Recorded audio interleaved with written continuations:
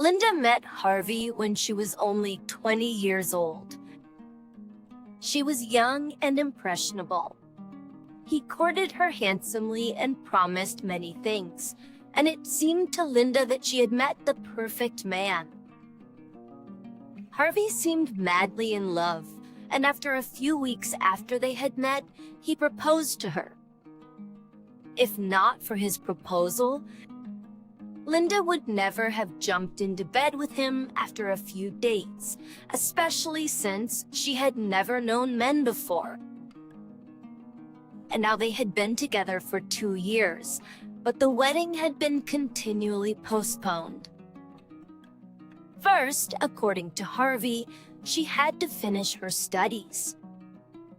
Then he had to find a good job to support the family. Then a new job interfered, and there was no time to deal with the wedding. In general, Harvey was masterful at avoiding his promises. Soon Linda graduated from college and got a job, and their life together became even stranger. When it came to serious purchases, Harvey was a master at blabbermouth. One day, the girl wanted to buy a dishwasher, which she had long dreamed of. Harvey agreed with pleasure.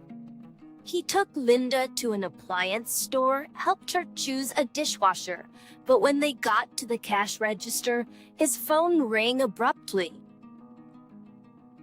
Linda stood at the cash register, expecting him to come back in a minute, but he still did not come back.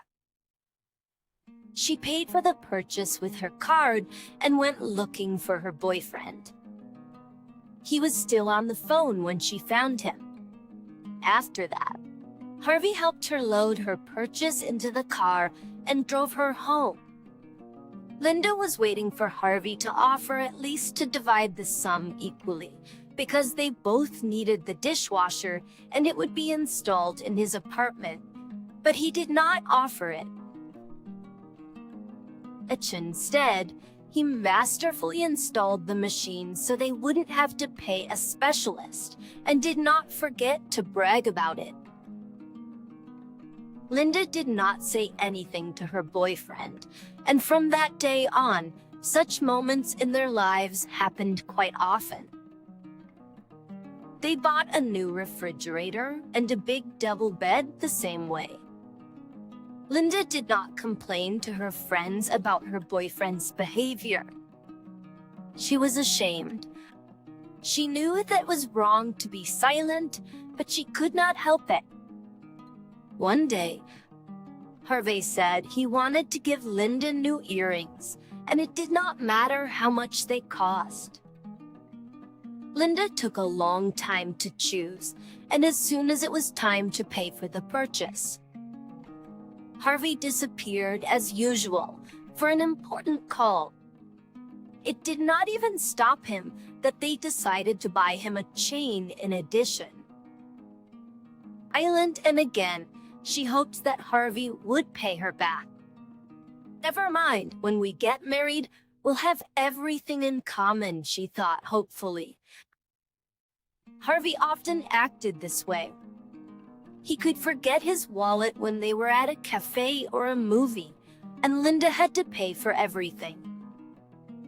Sometimes he asked her to buy something on the way home, even if it meant making a detour of a couple of blocks.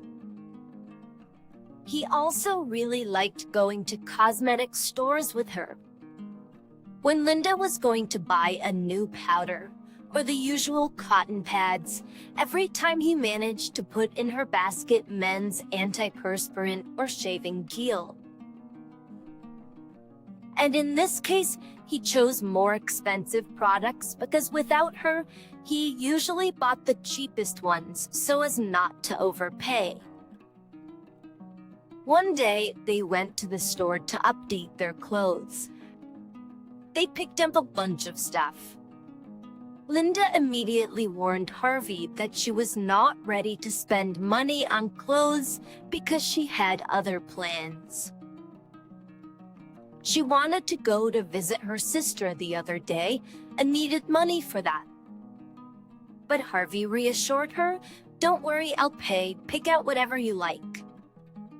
And she picked out some quite nice t-shirts, new jeans, and a set of underwear. He got himself a jacket, 2 tracksuits, 5 t-shirts, sneakers, and 10 more pairs of socks. As they approached the cash register, Harvey, as usual, got a call. This time, Linda didn't do what she usually did, because she knew that if she paid for the shopping, she would not have the money to go to her sister, who was waiting for her. When Harvey returned, Linda was still standing at the cash register with unpaid purchases. "Babe, can you pay? Because Paul just called me, asked to borrow some money until Thursday. I transferred the money to his card. I'll definitely pay you back. Don't worry." Linda was not going to go to her sister until Friday, so she paid for the purchase, even though more than half of it was spent on his things. She was a little hurt that he had done that again, but she still hoped that he would return everything, because this time he had promised. As on Thursday night, when Harvey came back home from work, Linda reminded the boyfriend about the debt. But Harvey theatrically slapped his forehead and said, "Baby, I'm sorry. Paul hasn't paid it yet, and I forgot to remind him. Maybe you can go next week." Linda was shocked. She'd spent very little on her shopping that day and the rest on his stuff, and now she would have to stay home because of it. Eventually, Linda had her first serious quarrel with Harvey. After the quarrel, Harvey brought the money the very next day. Brew, it was late in the evening, and Linda did not go anywhere. With difficulty, but Linda managed to forgive Harvey because she loved him very much. But more and more often, she caught herself thinking that he promised too much, but never kept his promises.